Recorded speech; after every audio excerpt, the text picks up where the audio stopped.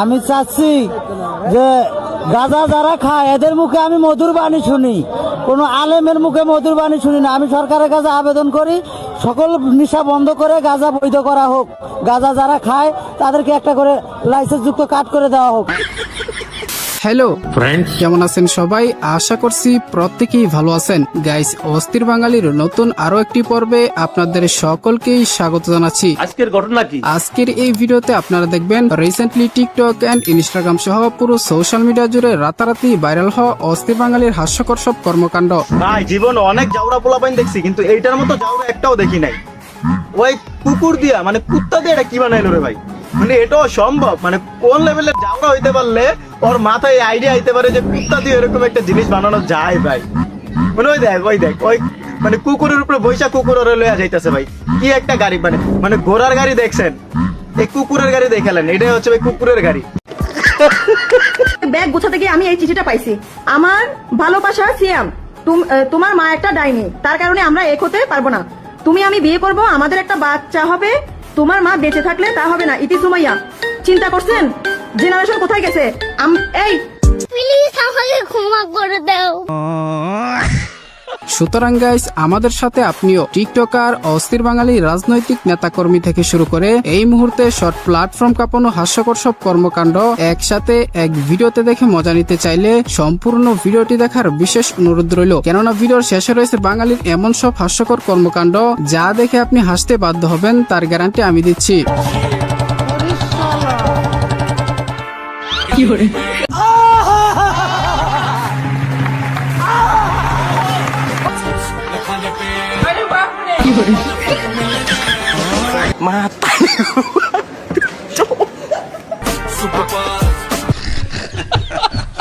আপনি কি একটু কোনো নেশা টেশা করেন নাকি? না, নেশা করি না, আমি কালো এমনি। আমি ইংলিশ মিডিয়ামের স্টুডেন্ট, আমি বাংলায় লিখতে পারি না। আমাকে যদি আপনি এখন 94 টাকা বলেন, আমি 94 টাকা বুঝবো না, 94 বলতে হবে আপনার আমাকে। এই সময় কম, শুরু করো। গাইস, ভিডিওর শুরুতে আমরা জানবো একটা ছেলের কত টাকা ইনকাম থাকলে একটা মেয়েকে বিয়ে করা যায়। ছেলের কত টাকা ইনকাম থাকলে আপনি তাকে বিয়ে করতে রাজি হবেন? 10-12 লাখ টাকা। 10-12 লাখ টাকা। আপনার বাপে দেখছে 10-12 লাখ টাকা? বাম্পার মারছেন। আমরা প্রতিদিনই দেখি, আমার বাবা প্রতিদিনই দেখে। কিভাবে দেখে এত টাকার উৎস? আমার বাবা রাজনীতি করে, বিএনপি নেতা আমার বাবা।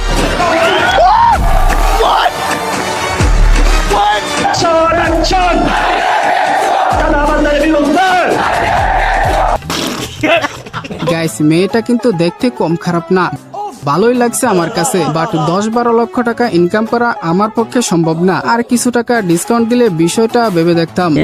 প্যারি সমাজ গই। ওসমান হাদি একটা জঙ্গি ছিল। জুলাই জঙ্গি পরে জুলাই কোনো যুদ্ধ ছিল না। খুব হাত মোজা, পা মোজা পরা এবং পুরো মেকআপ করা, এগুলা ইসলামের পোশাক না। কেন জানেন? বেশিরভাগ ছেলেদের মুখে দাড়ি, বেশিরভাগ ছেলেদের মাথায় টুপি পড়ছে। দাড়ি টুপির ভিতরে ইসলাম নাই। আহমদুল্লাহ যে শুধু ওয়াজে বক্তব্য করে আর তার বিভিন্ন পেজ থেকে সেটি করে মানুষের টাকা খয়রাত করে বেড়ায়। ছাতা কো চিরকাল ছিঁড়ে খায় বেড়ার বাল। আসলে একটা থাপ্পড় দেওয়া কোনোভাবেই উচিত হয়নি, এর তীব্র নিন্দা ও প্রতিবাদ জানাই। আরো বেশ কয়েকটা থাপ্পড় দেওয়া উচিত ছিল।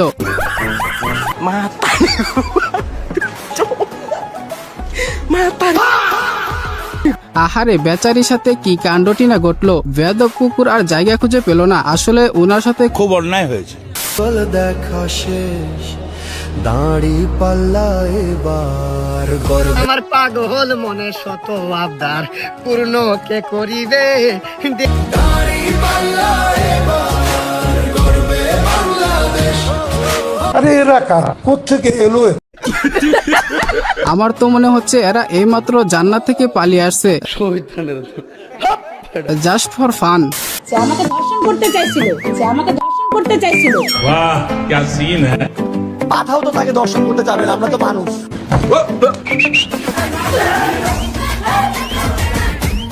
अच्छा এর মতো খকে আবার কোন রুচিহীন বুকাচন্দ্র করতে যাবে? আমি তো বুঝি না, মাথায় ঢুকে না। কিছুদিন আগে আপনি না বলছিলেন আপনাকে ধর্ষণ করা জায়েজ আছে? এখানে আমাকে পাবে, আমাকে ধর্ষণ করা যায়। दाल में कुछ काला नहीं, पूरा दाल ही काला है।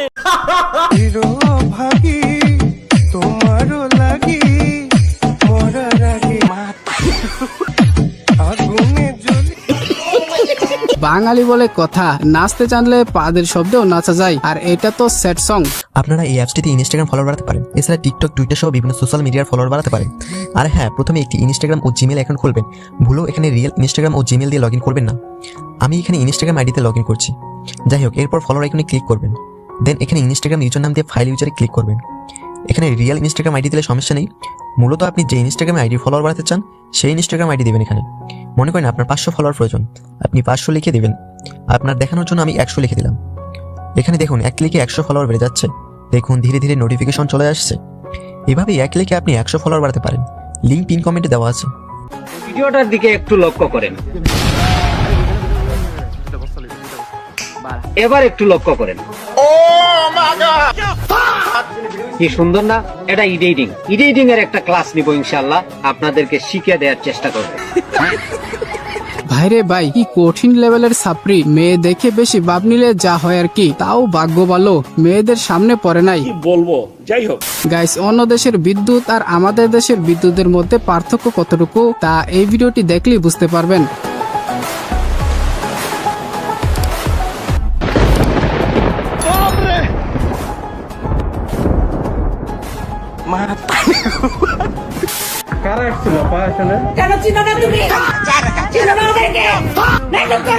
নাটক কম করো প্রিয়।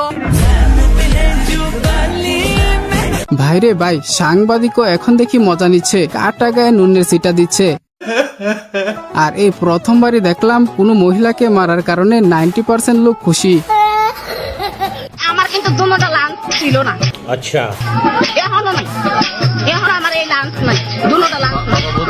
বাবা বলছে, আবার ডাক্তার বলছে, এটার ভিতর দিয়া বাজারে আমার বিয়ে দিছে, 3টা বাচ্চা হয়েছে এবং আমি ফুল সুস্থ।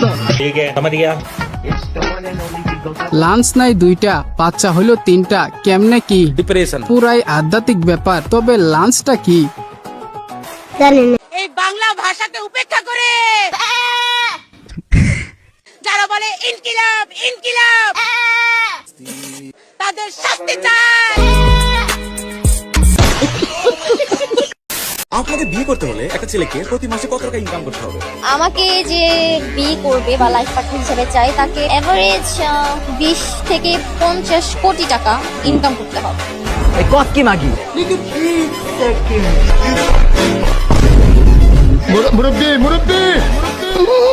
বুঝলাম না গাইস, তার সার্ভিস চার্জ এত আপডেট হলো কেমনে? তার জামা কাপড় সহ তার দাম হবে 150 টাকা, আর তাকে বিয়ে করতে হলে নাকি 50 কোটি টাকা ইনকাম করা লাগবে।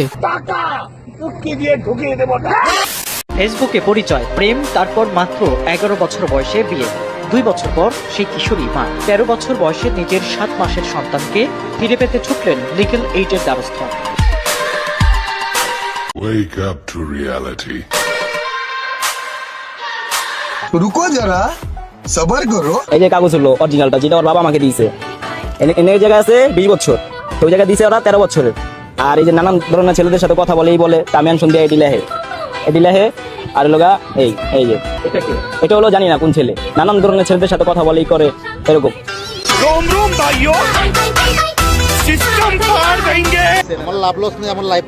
না, এক আবেগে আর কয়বার মুতা যায়। বাঙালির কর্মকাণ্ড দেখে যতবারই আবেগী হয়েছি ততবারই মারা খেয়েছি।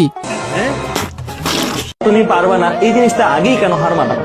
তুমি ট্রাই করো, ফাইট করো, হ্যাঁ, তারপরে যদি না পারো দেন আলাদা স্কোপ আছে, আলাদা ওয়ে আছে, দেন আলাদা ব্যাপার আছে। বাট ওই যে বলি যে পরিশ্রম করাটাই একটা যোগ্যতা, ওই যোগ্যতাটা থেকে কেউ বঞ্চিত হয় না। ওই যোগ্যতাটা সবার জন্য উন্মুক্ত, ওই যোগ্যতার কোনো সিট সংখ্যা নাই, ওই যোগ্যতায় কোনো এমন কিছু নাই যে হ্যাঁ এই কয়টা। শিখিয়ে দিলাম নিনজা টেকনিক। তো যারা পরীক্ষার্থী আছেন তারা এখনই প্রিপারেশন শুরু করে দিতে পারেন, হাতে সময় কম। তাহলে চলো না।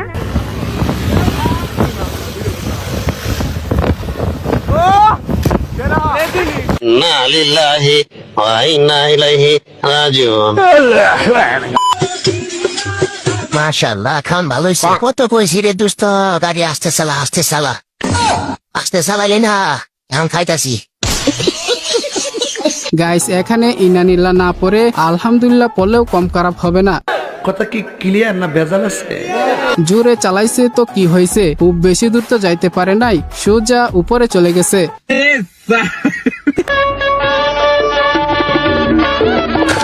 तू समझा नहीं, तू समझा नहीं। শেষমেশ চূড়া সিদ্দিক কচিবও পেয়ে গেল, পেলাম না শুধু আমি আর আমার বন্ধু। আমাদের এই তারেক রহমান কিন্তু আমাদের নবীজি যেরকম হিজরত করেছিলেন ঠিক সেইভাবে আমাদের তারেক রহমান এই যে মক্কা থেকে যেমন বাংলাদেশ থেকে সে লন্ডনে হিজরত করেছিলেন, সে জীবন বাঁচিয়েছেন। সে কিন্তু হাসিনার মতন অন্যায় অপকর্ম করে দেশ ত্যাগ করেন নাই তার জীবনের জন্য। ইউটিউবে বেশি কিছু বলতেও পারি না কমিউনিটি গাইডলাইনের কারণে, না হলে অনেক কিছু বলার ছিল। তারেক রহমান নাকি লন্ডনে হিজরত করেছিলেন, তারে দেখেই বোঝা যাচ্ছে উপরে সৌদি নিচে America. I love my wife. I love you. কাকে বলছেন মোহনাকে? মোহনাকে আল্লাহ কই কি? আজকে বুঝতে পারলাম পুরুষ আসলে কিসে আটকায়, পুরুষ আসলে মামলায় আটকায়। তা টিকটকার মামুনকে না দেখলে বুঝতেই পারতাম না। সঠিক বলেছেন, আপনার বুদ্ধি ভালো।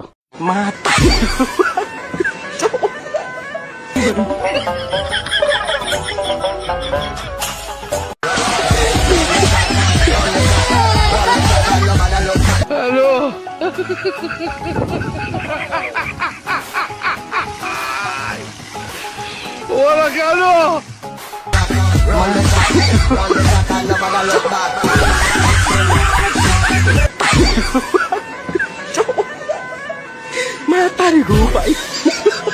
একেই বলে তীরে এসে তরি ডুবানো, এতদিনে কথাটা পূর্ণতা পেল।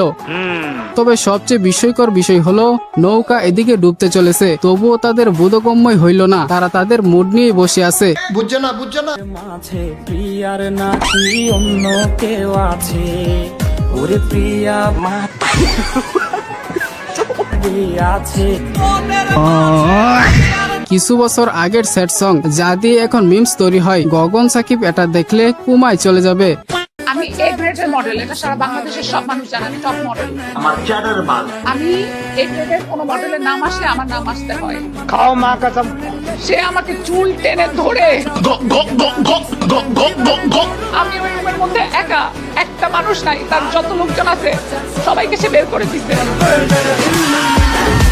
দিয়ে আমার হাত পাচ্ছে, আমার পা পাচ্ছে, আমার ফোন দূরে ছুঁড়ে মারছে, মেরে আমার গলা চিপে ধরছে, এভাবে গলা চিপে ধরে আমাকে মালুম না তিনি নাকি বাংলাদেশের সবচেয়ে সুন্দরী নারী। আমার মনে হয় আমি বাংলাদেশে এখন অন্যতম সুন্দরী একজন নারী। হয়তোবা তিনি পর্দা করতো, তাই তো তাকে আমি জীবনের প্রথমবার দেখলাম। আজকের ভিডিও এই পর্যন্তই। ভিডিও ভালো লাগলে অবশ্যই একটি লাইক দিয়ে চ্যানেলটিকে সাবস্ক্রাইব করে দিবেন। আর হ্যাঁ, এই ভিডিওর কোন ক্লিপটি আপনার কাছে সবচেয়ে বেশি ভালো লেগেছে সেটা কমেন্টে জানাতে পারেন। তো নেক্সটে কোন টপিকের উপর ভিডিও চান সেটাও কমেন্টে জানাবেন। সবাই ভালো থাকবেন, সুস্থ থাকবেন, খুদা হাফেজ।